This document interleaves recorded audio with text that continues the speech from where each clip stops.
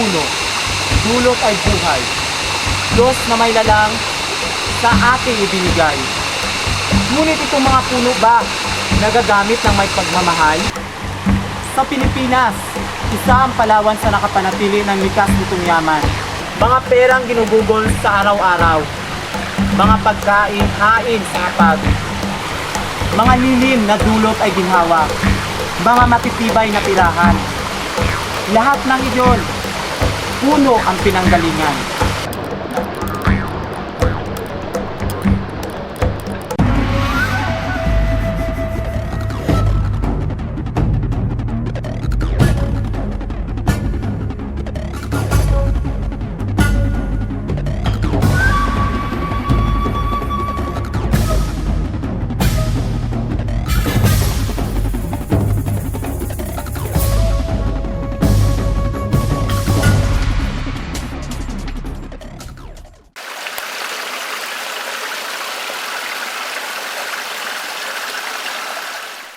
Hindi tao, hindi hayop, ngunit sa bawat sugat na kanyang natatamo, animoy kandilang nauupos, na tila ba matang lumuluha. Ito ang Agathis philippinensis o Almasiga tree na bagtik naman kung tawagin ng mga Palawenyo. Ilan sa mga bansang meron nito ay ang mga bansang Malaysia Peninsula, New Zealand, Papua New Guinea, Sabah at maging ang Pilipinas. Dito sa ating bansa, ang mga lugar gaya ng Davao del Sur, Cagayan Valley, Camarines Province, Zamboanga at mga isla ng Palawan ay may ganitong klase ng puno. Ito'y may laking umaabot sa 4 na diametro at may taas na halos 60 metro. Karaniwang matatagpuan sa mga tuyong gilid ng matatarik na bundok na may taas na 200 hanggang 2,000 metro. Isa sa pinaka-espesyal nitong katangian ay ang pagpapalabas ng sahing o dagta na kilala sa tawag na Manila Copal at nagiging matigas sa loob lamang ng 2 linggo. Ayon sa mga pananaliksik na isinagawa, ang bagtik ay mayroong 2 uri. Una ay ang ground or fossil resin na nakukuha sa pamamagitan ng pagbungkal ng lupa kung saan dating nakatayo ang punong almasiga. Ang pangalawa ay ang surface or topped resin na nakukuha naman sa pamamagitan ng pag-ukit sa puno. Sinasabing ang bagtik ay isa sa mga dahilan ng pag-akyat ng dolyar sa ating bansa. Taong 1979 nang makapag-export ang Pilipinas ng humigit kumulang 900,000 kilo ng bagtik na nagkakahalaga ng mahigit 500 dolyar o humigit kumulang 26 na milyong piso. Ang unang klase nito na bunga-bunga kung tawagin ng mga katutubong mambabagtik at nagkakahalaga ng 15 piso kada kilo ay naigagawa ng matataas na uri ng varnishes at lacquers, paint dryers, printing media inks, mga plastic at waterproofing materials. Tipak naman kung tawagin ang second class nito na 9 ang kada kilo at 6 naman ang kilo ng third class na kung tawagin nila ay assorted. Ginagamit rin ang bagtik bilang insenso sa mga panrelihiyong seremonya, pausok sa mga lamok, pang-ilaw at pampaapoy. Isa sa hindi matatawarang nagagawa ng bagtik ay ang pagtulong nitong mabawasan ang kaso ng mga aksidente sa daan, sapagkat ang pinturang gawa sa bagtik ay nagdudulot ng matitingkad at madaling makitang mga kulay sa mga warnings at traffic signs sa mga daan. Pumunta kami sa Barangay Langugan, isang komunidad na sakop ng siyudad ng Puerto Princesa.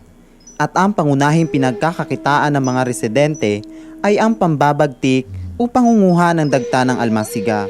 Kinaumagahan, kasama ang aming kameraman ay handang-handa na sa pag-akyat sa bundok upang mambagtik. Sinamahan namin si Mang Daniel, pati ang kanyang pamangkin, at pambabagtik ang ikinabubuhay. Aakyat kami sa bundok ng Kalungkong na inaakyat ng mga tagbanwa at batak. Hingal kabayo kami habang binabagtas ang napakatarik na bundok. Kung nakikita po ninyo yung bundok na yon, doon pa po yung aakyatin natin, doon pa po tayo makakuha ng almasiga. Doon po sila kumukuha ng almasiga. Bali, dito po tayo dadaan pa ganon, paikot, para ho marating po natin yung yon. Ilang bundok pa ho yung bubunuin natin. Makailang beses kaming huminto upang aluin ang mapupugto naming hininga. Halos maubos ang tubig na aming daladala. Mahigit 2 oras na po tayo naglalakad pero hindi pa rin po natin nakikita kung ano nga ang itsura nitong almasiga. Maging ang mga suot namin pwede nang pigaan dahil basang-basa na ito ng pawis. Ito yung parting masukal na kailangan ho talagang magtabas-tabas. Kailangan ho natin linisin yung mga daanan. Nariyang magasgasan kami sa mga tinik na nakahambalang sa daan. Pagod! Ganito ho kapagod at ganito po katarik ang inaakyat ng mga magbabagtik.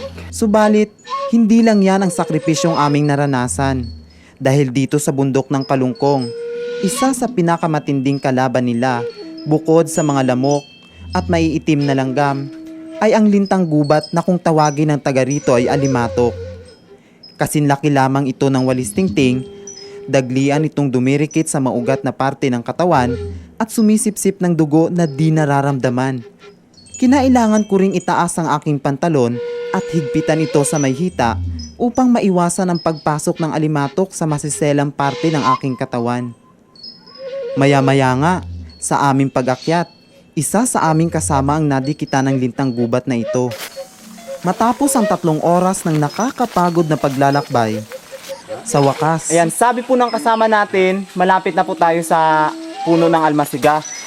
Mambabagtik na tayo ngayon. Finally, nandito na rin po tayo sa puno ng almasiga. Kung tawagin po nila ay bagtik. Ito po yung mga kinukuha tapos binibintaw nila sa baba. So ganun po kalayo, ganun po kahirap na mga pinagdadaanan ng mga mambabagtik, no, bago po nila makuha itong bagtik na to. Nagumpisa nang magtaga-taga si Mang Daniel. Dito po nakikita ho natin na hindi ho ganun sila ka-aware na kung paano po talaga kumuha ng almasiga o paano mo mag-tap nito. Magalabas na yun. Ayan po, kanina tinaga po ito ni Manong. So wala pa hong 1 minuto pero nakikita na po natin na may mga tagas na po dito or tumutulo na po yung dagta. Siya pong nagiging bagtik na kinukuha po ng mga harvester. So yan po. Matapos magtaga-taga, napansin naming may mga tuyo ng dagta sa ilang parte ng puno. Kaya naman itong si Mang Daniel, unti-unti nang kinuha ang mga tuyong dagta gamit ang itak at pansahod na gawa sa sanga ng batbat. Maya-maya pa'y nainganyo na rin akong kumuha. Bali ito po yung pansahod at saka ito po yung ginagamit na pang ganon. So ako naman po ngayon ang kukuha.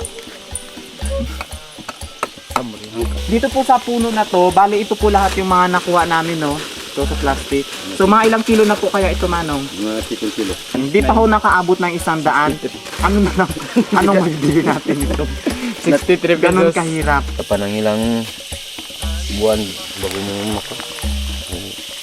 Ito pa lang yung papalabas, maghintay pa ng ibang kasama na pagpalabas. Kung wala kang tiyaga, wala kang makuha. Pauna, kasi yan, paunahan. Pagkatapos nito'y handa na ang buong grupo sa pagbaba. Naisip ko na magiging madali na lang ang aming pagbaba. Subalit na pagtanto kong ang hirap paakyat ay gayon din sa pagbaba. Matapos mananghalian at makapagpahinga sandali, nagpasya kaming sadyain ang sitio Manggapin, ang lugar kung saan naninirahan ang mga katutubong Batak at Tagbanwa.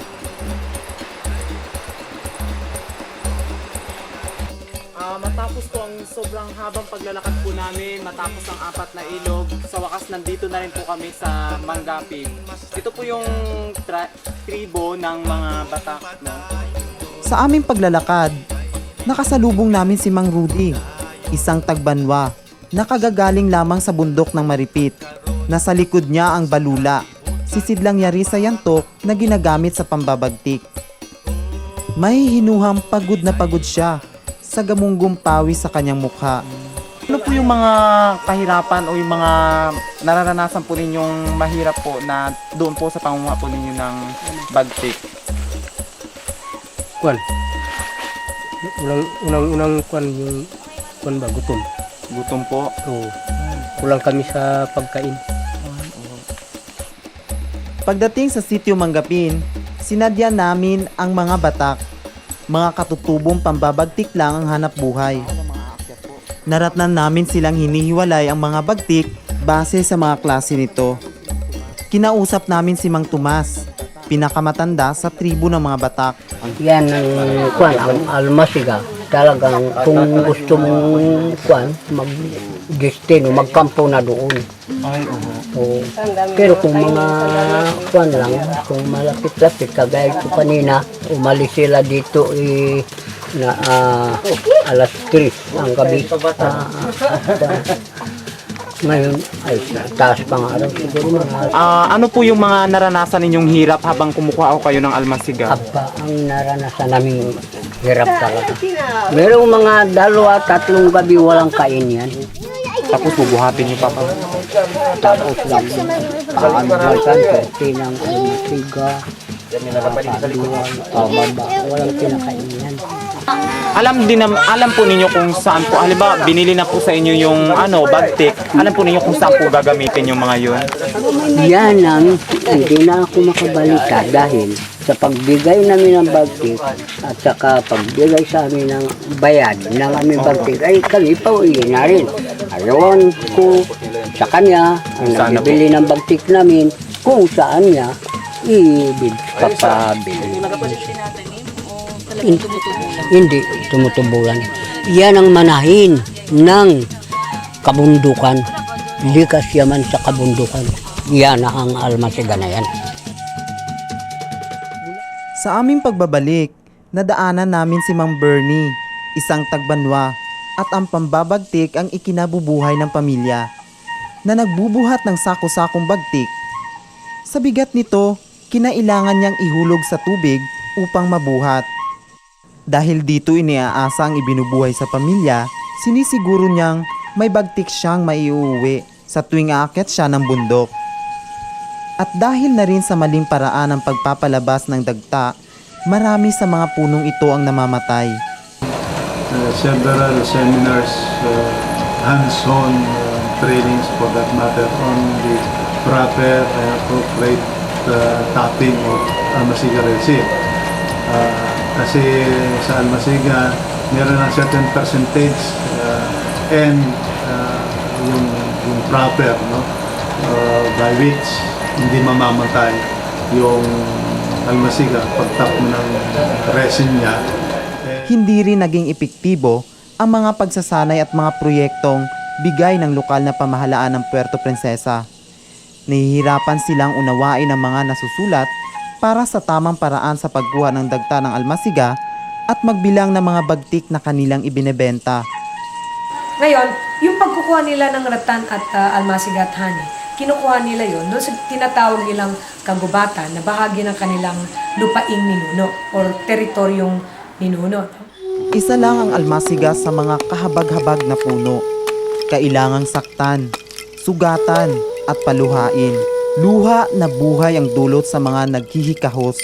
Nakababahalang isipin na ang mga punong ito ay unti-unti na ring nawawala. Kasabay sa pagdami ng tao at sa pagtaas ng mga pangangailangan upang mabuhay. Nakakalungkot ang katotohanang maliliit na tao ang nahihirapan. Maging anumang panganib at ihirap ay pinangangatawanan. Habang ang iba'y naglulunoy sa mga biyayang bigay ng kalikasan. Mga puno man sila, mahalin, pangalagaan at gamitin ng wasto. Dahil habang sila'y nabubuhay, mananatili ring buhay ang mga susunod na henerasyon. Sa ngalan ng aming grupo, ako si Florandi Sabino at ito ang Palawan Docu.